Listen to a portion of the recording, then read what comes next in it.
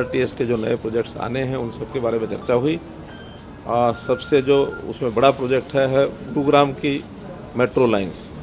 Cabinet से मंजूरी उसकी हो चुकी है और जनवरी में 2025 में उसका टेंडर आदि हो जाएगा और उसके बाद उसको बहुत तेज़ गति से काम को शुरू कराया जाएगा।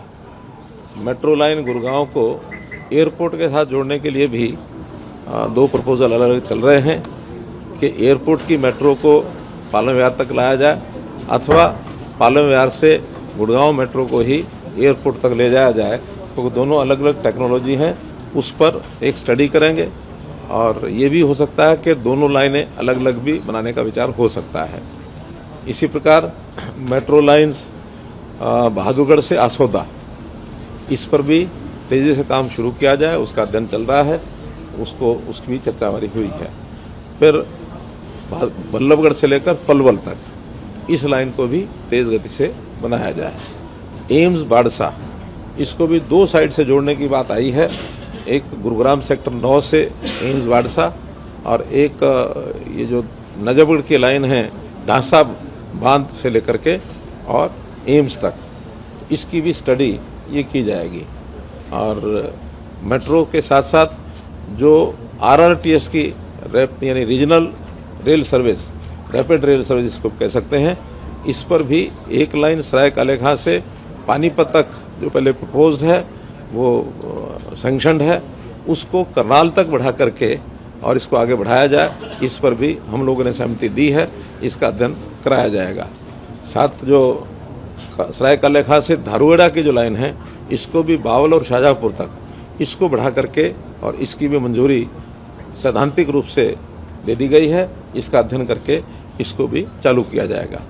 एक घोषणा हमने की थी जब मैं स्वयं मुख्यमंत्री था, तो गुरुग्राम से और फरीदाबाद मेट्रो की लाइन स्टडी करने के बाद ध्यान में आया कि मेट्रो की लाइन की बजाय RRTS जो regional rail rapid rail service है उसकी फिजिबिलिटी ज़्यादा बनती है और न केवल गुरुग्राम से उसको फरीदाबाद तक रखा जाएगा बल्कि उसको जेवर एयरपोर्ट की जो RRTS दिल्ली से जाएगी उसके साथ जोड़ करके, ताकि सीधा पालम एयरपोर्ट यानी दिल्ली का एयरपोर्ट और जेवर एयरपोर्ट उसके बीच में RRTS, इसका भी एक प्रकार से सैद्धांतिक रूप से डिपार्टमेंट की ओर से यस हो गई है, उसका एक अध्ययन करके और उस पर भी आगे बढ़ेंगे। तो ऐसे सब NCR का एरिया जिसमें रोड ट्रांसपोर्ट के साथ साथ metro transport, rapid rail transport, इसको बढ़ावा देते हुए और लोगों को ये सुविधा मिले, ऐसे सारे प्रोजेक्ट्स पर चर्चा हुई है और मैं समझता हूं कि इसको अगले इस 5 साल के कार्यकाल में पर्याप्त नेटवर्क मेट्रो का RRTS का ये हमारा बनेगा। हाँ, सेक्टर 56 से लेकर और पचगांव तक एक मेट्रो का ये प्रोजेक्ट भी आज उसको डिपार्टमेंट ने मंजूरी उसको देने के लिए इसलिए हमने हाँ कर दी है क्योंकि उसमें हरियाणा के लोगों ने एक बड़ी जो घोषणा की है कि इस प्रोजेक्ट पर केंद्र की ओर से जो पैसे के इन्वेस्टमेंट की बात थी उसको उन्होंने कहा हरियाणा अपनी ओर से ही और पूरा पैसा खर्च करेगा, इसलिए उसको जैसे ही DPR हमें मिलेगी, DPR के विदिन यानी 15 दिन हम उसकी मंजूरी दे देंगे ताकि उसको चालू कर सकें। पुराने शहर में भी मेट्रो चलेगी सर? गुड़गांव मैंने सबसे पहले वही बताया कि जो गुड़गांव मेट्रो है, हाँ, गुड़गांव मेट्रो रेल सर्विस वो पालम विहार तक जो है वो पूरे गुड़गांव में जो हमारा चौक है कौन सा, जो पुराना स्टेशन मिलेनियम सिटी, वहाँ से वो शुरू होकर के और पूरे गुरुग्राम का एक प्रकार से वो उसमें उसकी यानी सर्विस जो है वो दी जाएगी, साइबर सिटी तक जाएगी पूरे गुरुग्राम का चक्कर लगाते हुए।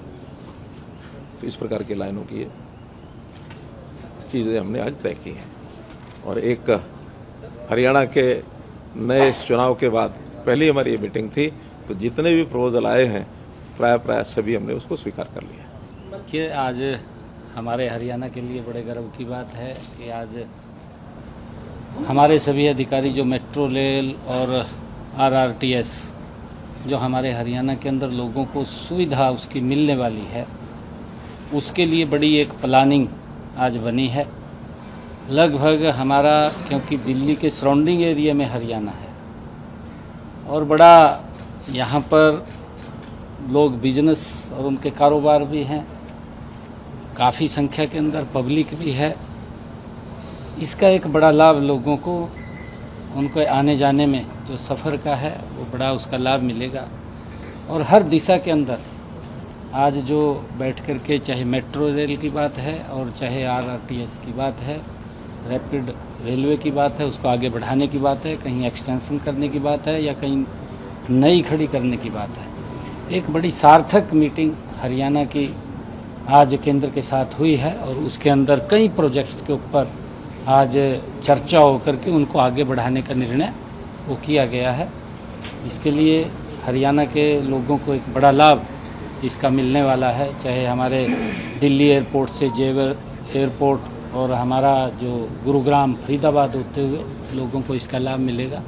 और जैसा अभी चर्चा भी की है कि हमारे सराय काले खां से जो एक RRTS सीधा करनाल को जाएगी, उसका भी बड़ा लाभ मिलेगा। और चाहे हमारा एक्सटेंड है बल्लभगढ़ से पलवल की तरफ जाने के लिए है मेट्रो रेल, और चाहे गुरुग्राम का इंटरनल है, एम्स है, एम्स को जोड़ने की बात है, तो लोगों को सुविधाएं देने का आने वाले समय के अंदर आज इसके ऊपर बड़ी चर्चा हुई है। और मैं धन्यवाद देता हूं आदरणीय मनोहर लाल जी का कि उनके नेतृत्व के अंदर आज हरियाणा को बड़ा लाभ उसका मिलेगा। मैं आज काफ़ी कई प्रोजेक्टों के ऊपर आज उसको लेकर के सार्थक चर्चा हुई है। लास्ट है सर, डबल इंजन की सरकार बार बार चुनाव में भी कही जाती थी कि बहुत जरूरी है, तो लगता है आज के लिहाज से पहली बैठक में काफी हरियाणा में आज अगर आप देखते हैं डबल इंजन का ही कमाल है। आदरणीय मोदी जी के नेतृत्व के अंदर किस गति से हरियाणा आगे बढ़ेगा, ये डबल इंजन की सरकार का कमाल है। और जब डबल इंजन की सरकार होती है तो काम गति से होते हैं। जिस बात की हम लगातार चर्चा लोगों के बीच में करते थे और उसका लाभ आज मैं देखता हूं कि कई हजार करोड़ रुपए के जो ये प्रोजेक्ट्स हैं, आज चाहे वो मेट्रो के हैं और चाहे वो RRTS के हैं, रैपिड रेलवे के हैं, उसका एक लोगों को लाभ आने वाले समय के। नमस्कार दोस्तों, BCR न्यूज़ में आपका स्वागत है। मैं हूं आपका होस्ट एंड दोस्त अजय शास्त्री। उम्मीद है आपको ये हमारा वीडियो अच्छा लगा होगा, तो आप इसको शेयर कीजिए और लाइक कीजिए और साथ साथ हमारे चैनल को सब्सक्राइब भी कीजिए। जी हाँ, ऐसे ही नए वीडियो के साथ फिर आपके साथ हाजिर होंगे। तब तक के लिए आपसे अलविदा लेते हैं। भारत माता की जय, वंदे मातरम। जय हिंद दोस्तों।